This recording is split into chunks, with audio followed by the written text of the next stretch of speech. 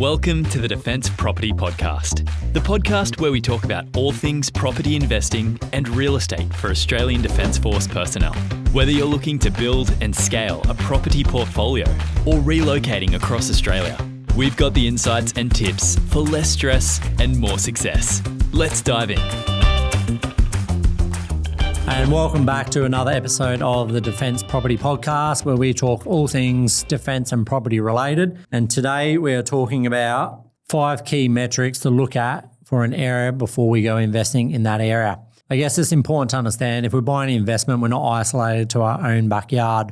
Many people have heard the story about a first investment I purchased when I was 22 years old. Didn't grow in about 15 years, which means there's a lot of opportunity cost in that I couldn't leverage and continue to grow the portfolio due to the underperformance of that asset. Where if someone had tapped me on the shoulder and said, let's buy over here, Kane, I could have tripled my money in that same period of time.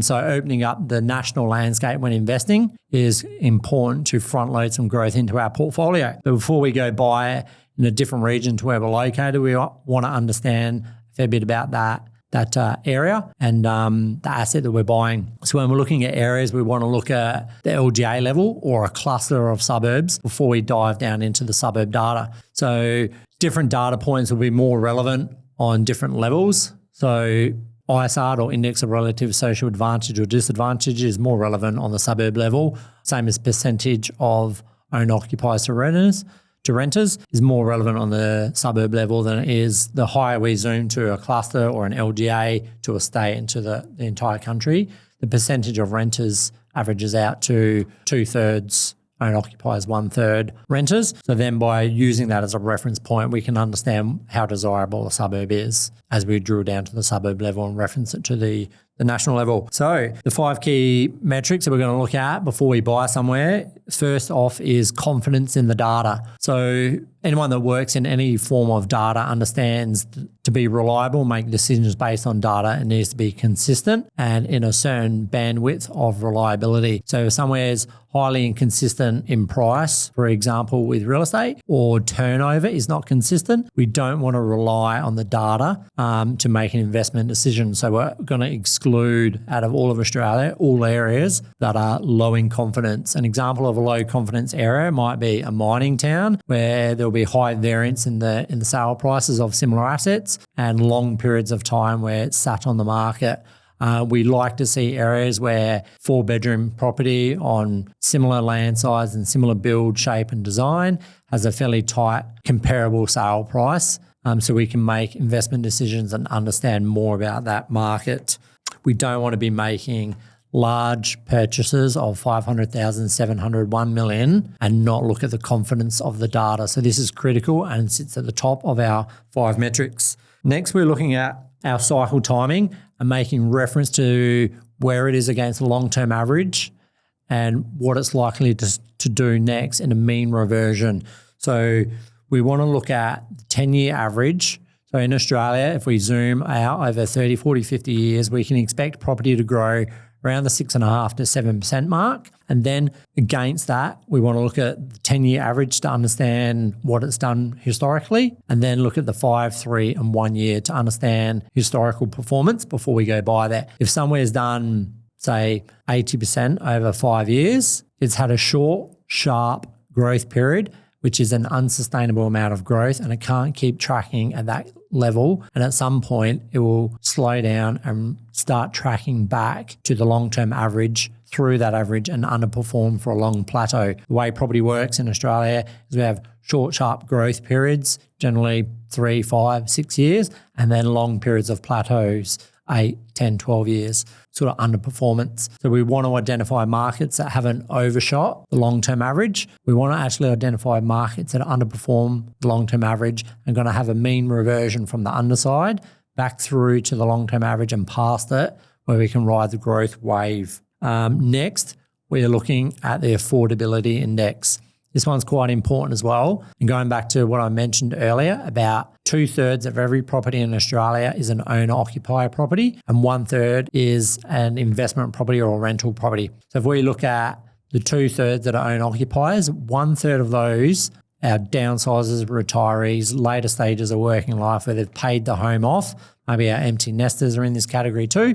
And then 1/3 is encumbered with a mortgage. So our younger professional couples with no kids, or our younger families, people that have got a mortgage and paying it off over time. And then the last third is the investment properties. If a suburb's affordability index is so high that the local demographic cannot afford to buy in that area, there won't be enough buy pressure on prices to push prices higher. So it must be affordable. So the affordability index looks at the median household price, the median household income, and expressed out of 100, how affordable is it for that local demographic? And then once we understand where it sits on the index, we can compare it to Australia-wide and understand how affordable that area is for that local demographic to be buying there. When we go back, we've got confidence in the data, we understand where it is in a cycle, and it's affordable for the local demographic. We then bring in the final two, which is our supply and demand metrics for each suburb. On the supply side, we're looking at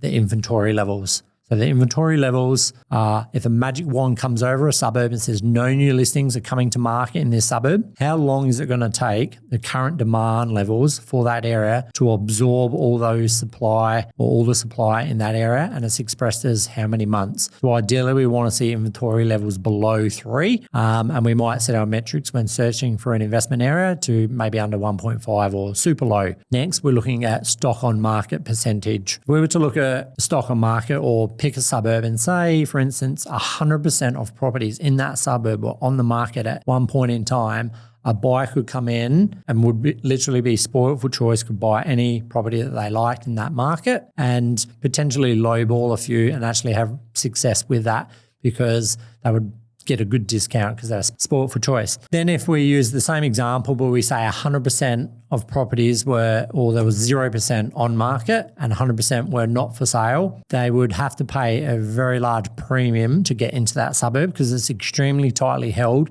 No one wants to sell and get out. So for us to get into that suburb, we'd have to pay a premium when a property hit the market because there would be people competing for that listing. So the lower the percentage of stock on market, the better it is because for growth metrics, because there's literally no stock available. Then our third, arguably most important for our supply side, is the building approval ratios. So we want to avoid anywhere with high percentage of building approval ratios. This looks at the number of buildings that are going to be built in the next 2 years of an area.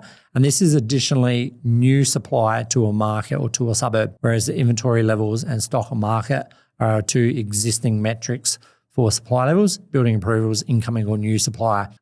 So areas that are common with large amounts of developments like master estates with 500, 2,000 land packages are going to have 15, 20% building approval ratios. We want to see it below 2%. So nothing over 2% or it's a fail on due diligence, and 2% or lower is a tolerable level for what we would expect to see in a good region. Then as we move over to the demand side, we're looking at our days on market, which is essentially how quick is the property sitting on the market for before it sells. So we might say 30 to 60 is fairly balanced. 60 and above is a buyer's market where there's no time pressure or constraints. They're sport for choice with the properties that are sitting on the market. Vendors might give up on their campaign and say, well, we'll stay put and not sell because they're not getting the price they want. Buyers can go look at 10 properties in a weekend and go back to their favourite 3 the following weekend, and they can expect them to still be there. Then when we get to 30 days and below, it's a vendor's market. Vendors are getting record prices. Real estate agents are turning stock over nice and quick. Buyers are competing with each other. There's time pressure. They're selling in maybe the first or second weekend. So we'd like to see days on market 30 or below. Then we're looking at the vendor discount. And the vendor discount, easily explained, is if a property is listed for $500,000 and it sells for $495, there was a 1% vendor discount. So the buyer paid 1% below the list price. And if they were to pay $505, that's a 1% premium that they've paid. So the key to consider with the vendor discount metric is the trend line of it. When is it trending from a discount to a premium? Same with our days on market and all our supply and demand metrics. It's very important to look at the short term and the long-term trend line of these metrics to understand more about that market. So there you have it, 5 key metrics you must look at for a suburb and an LGA before you go invest there. If you're not looking at these metrics before investing in an area, you're exposing yourself to unnecessary risks. Thanks, Kane from Discover Buyers Agency, discoverbuyersagency.com.au. Thanks for listening.